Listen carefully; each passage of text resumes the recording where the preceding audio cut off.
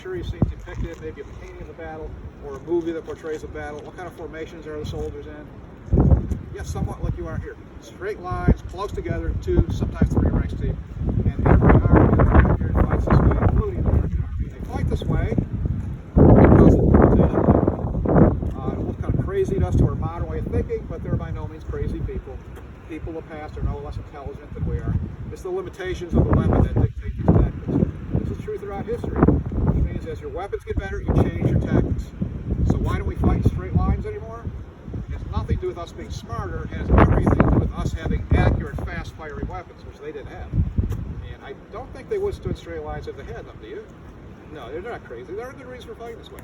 There will be a limited amount of guerrilla warfare in the Revolution, not that much of it. It was mainly contained in the frontier areas where that tactic worked best. Now, when you picture 2 armies on an open field, maybe a couple hundred yards apart, just blazing away each other with their muskets with volley fire, everyone's standing in the open, nobody's taking cover, you can probably anticipate huge casualties. Everybody's going to get a hit. They're just standing in the open. Well, the good news for you is you're not likely to get hit. You do see relatively low casualty rates in most of these battles because the vast majority of shots will miss. Your chance of getting hit in a battle are relatively low, but assume you didn't get hit, but maybe you heard a musket ball go right by you. Maybe part of your hat or piece of your uniform got clipped off, or somebody near you did get hit. You see what happens to that person when they get hit? Just think of the sheer noise. Muskets going off, cannons. Combine that with shouting and yelling, screaming, smoke and confusion all about you. Under all that stress, what does human nature say to do? Yeah, get out of there. That's what you want to do. That's just human nature.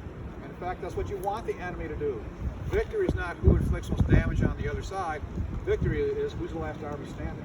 Your job is to get the enemy line, break and run, retreat any way you can, doesn't matter, get them to go away. That's how you win the battle. So fear and intimidation are really driving forces in these battles. And that's what this thing's all about, the bayonet, which, by the way, rifles didn't have because that's kind of useless for hunting, isn't it? So, but it's a good military weapon. It has to drive the enemy away. It's not a last-ditch weapon. It's not intended to use if you run out of ammunition. It's very much an offensive weapon, and that is to get the bad guys to go away.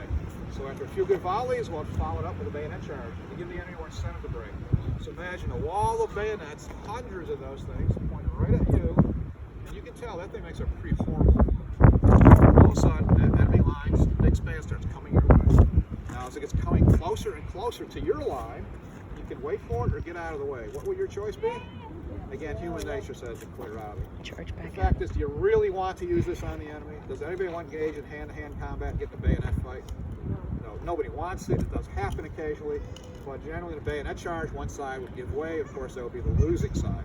This is more to scare you than anything. It does a pretty good job of it. So overall, in these battles, you tend to find a better trained, more experienced, a better supplied army would win. And which army would that be, by the way, in this one? Yeah, the British Army. General Washington, yes, he will lose more battles than he wins. But he's pretty good at keeping the army intact to fight another day, and that'll be more important than this war. Although it does take almost 8 years to do this, and a lot of help from French and allies to see us through. I want to show you how this thing works. What I'll do is called the manual exercise.